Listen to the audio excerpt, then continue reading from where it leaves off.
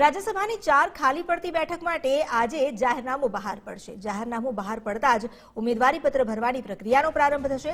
ઉમેદવારી પત્ર ભરવાની અંતિમ તારીખ 15 ફેબ્રુઆરી છે અને 16 ફેબ્રુઆરીએ ઉમેદવારો પત્રની ચકાસણી કરાશે। ગુજરાતની 4 રાજ્યસભાની બેઠક માટે ચૂંટણી યોજાશે। રાજ્યસભાની 4 બેઠકો માટે 27 ફેબ્રુઆરીએ મતદાન થશે। પરસોત્તમ રૂપાલા અને માંડવિયાની સાંસદની મુદ્દત પૂર્ણ થઈ છે। અમીબેન યાજ્ઞિક અને નારણ રાઠવાની પણ મુદ્દત પૂર્ણ થાય છે। આંગે નિકુંજ સાથે વાત કરીએ। નિકુંજ, ગુજરાતની 4 રાજ્યસભાની બેઠકો માટે આ ચૂંટણી થશે, પરંતુ અહીં જે સંખ્યાબળ છે અને એ સમીકરણ જોતા ક્યાંક ને ક્યાંક ચિત્ર જલ્દી સ્પષ્ટ થશે તેવું લાગી રહ્યું છે।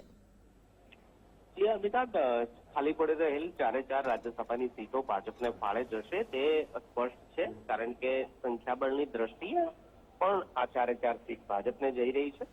કોંગ્રેસે પણ પોતાના સંખ્યાબળને ધ્યાનમાં રાખીને પોતાનો ઉમેદવાર ઉભો ન રાખવા માટેનો નિર્ણય કર્યો છે અને તેને લઈને હવે ભાજપની 4 બેઠકો રાજ્યસભાની નિશ્ચિત માનવામાં આવી રહી છે। પરંતુ જે પ્રક્રિયા હોય છે તે પ્રક્રિયા અનુસરવી પડશે। જે ઉમેદવારી ફોર્મ ભરવા માટેનું એક નોટિફિકેશન જાહેરનામું જે છે તે આજે બહાર પાડવામાં આવશે। 15 ફેબ્રુઆરી સુધી ઉમેદવારો ફોર્મ ભરી શકશે।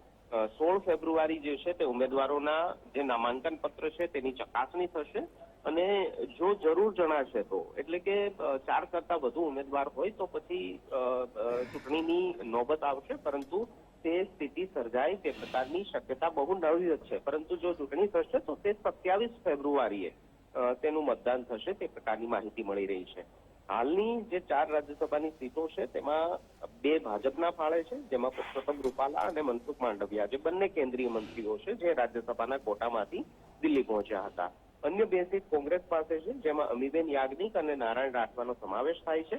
પરંતુ હવે આ બંને સીટ પણ કોંગ્રેસે ગુમાવવી પડશે। 4 સીટ ભાજપને જશે, પરંતુ ભાજપ હવે રાજ્યસભાના આ 4 ઉમેદવારોને કોને મોકલે છે તે એક મહત્વનો સવાલ છે, તે એક મહત્વનો પ્રશ્ન છે। પરંતુ 14 ફેબ્રુઆરી પહેલા એ પણ સ્પષ્ટ થઈ જશે કે ભાજપ પોતાના 4 ઉમેદવારો તરીકે કોને રાજ્યસભાની સીટમાંથી દિલ્હી મોકલી રહ્યું છે। જી, આભાર આપનો જાણકારી આપવા માટે।